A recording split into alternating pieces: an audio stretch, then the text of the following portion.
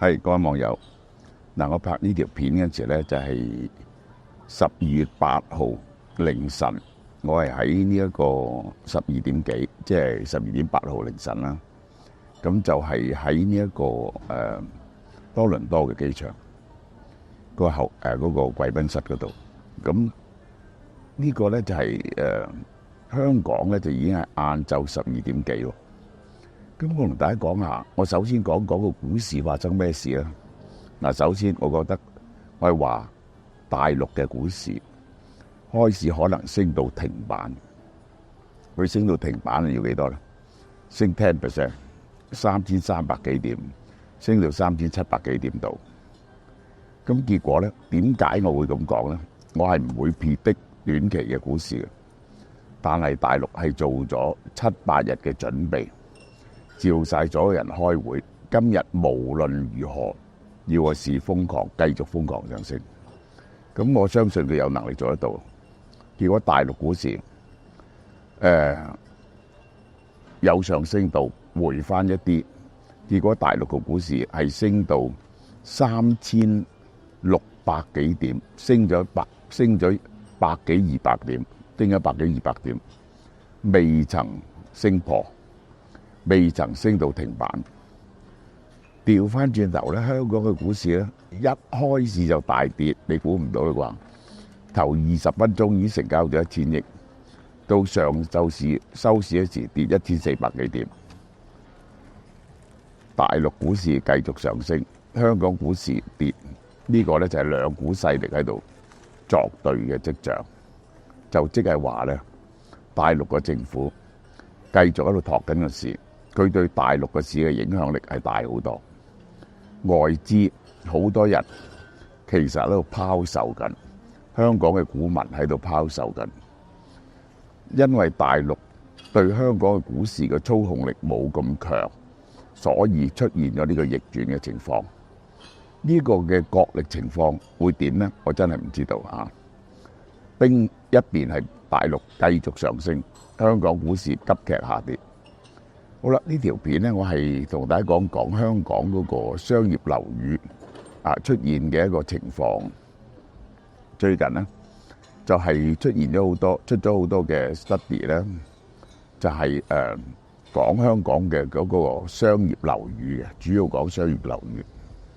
咁近期咧，商業樓宇嘅租金咧連續25個月下跌㗎啦。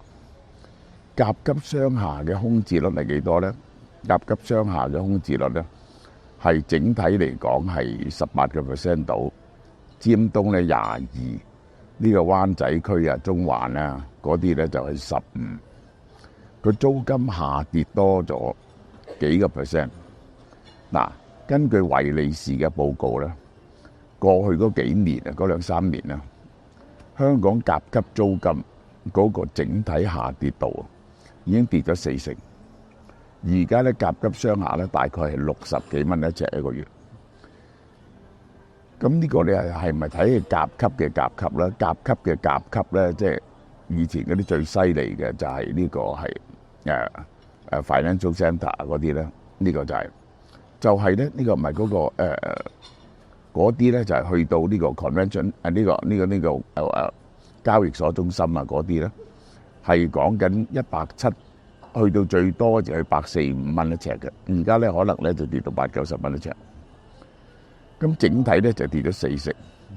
嗰個空置度係幾多咧？1500萬尺，加埋嚟緊咧，就係仲有龐大嘅供應，估計冇8年至10年咧係消化唔到嘅。咁我又要講一啲人拋售嘅情況啦。最近咧就錄得咗一啲好嚴重嘅虧損嘅。呢個就係嗰個嘅下跌嘅現象。首先就係喺呢個金鐘金鐘就係力寶中心，就係有一層咧就成交咗，就係13,000蚊，係2012年買入嘅，揸到而家都蝕咗2-3成。嗰個樓價係跌低過2013年，佢係13,000蚊，全盛時期嘅時咧就2萬幾蚊。咁啊，第二咧就係美國銀行大廈呢一個係得場咧就係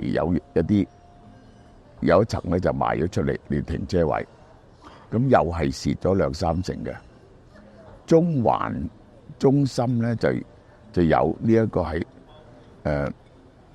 有人買入咗一層完整嘅作價咧就23,000咧，比起當日李嘉誠賣出嚟嘅33,000咧，就跌咗3成度啦，跌咗3成度啦。但李嘉誠當日賣出嚟咧係低過市價少少嘅。咁你仲有就係引人注目嘅咧，就係湯文亮賣咗一層信德中心出嚟，係35樓。嗰層信德中心咧就作價6億6喎，6億6，佢係叫價6億6。佢話咧買翻嚟咧就1億幾嘅啫，賺咗5億幾。咁人哋就問湯文亮點解賣咧？佢話已經賺到夠啦。咁呢個唔係賺唔賺到夠嘅問題，係你點解喺呢個時候賣咧？如果你認為呢個時候嗰個樓價呢啲 commercial 嘅樓價已經跌完咗，將近會上升，你就唔應該賣啦。你又唔等錢使，揸多1-2個月，又冇銀行 call 你窿。揸多1-2年個股價嗰個地價咪反彈好多咯？呢個反應咧，你無論如何咧，你都係覺得嗰個前景係有啲兜伏啦，起碼或者個商業樓宇嘅價錢仲會繼續企唔定，你先會賣咁大單嘢出嚟啊嘛，6億6千萬啊嘛，係咪啊？好啦，嗱呢個就係商業樓宇嘅情況。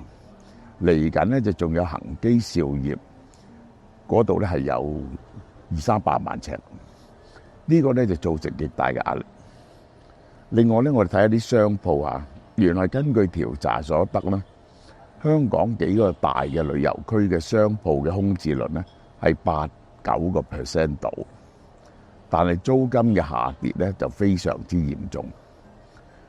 點解空置率唔係好冇我哋想象中咁高，但係個租金下跌係咁嚴重咧？個理由就係咁嘅，嗰啲值錢嘅生意少咗好多，啲人咧俾唔起租金。以前最值錢嘅咧就係買珠寶啊、鐘錶啊，或者嗰啲1級嘅名牌手袋啊，呢啲生意咧已經開始俾唔起錢，轉咗啲冇咁賺錢嘅生意。舉個例，飲食咁樣，飲食咧就係嗰啲高級嘅飲食咧，雖然係有啲高級嘅飲食啊，就算好高級飲食收好多錢咧，佢能夠俾出嘅租金同埋賣金飾珠寶化妝品嗰啲咧，係唔能夠俾嘅。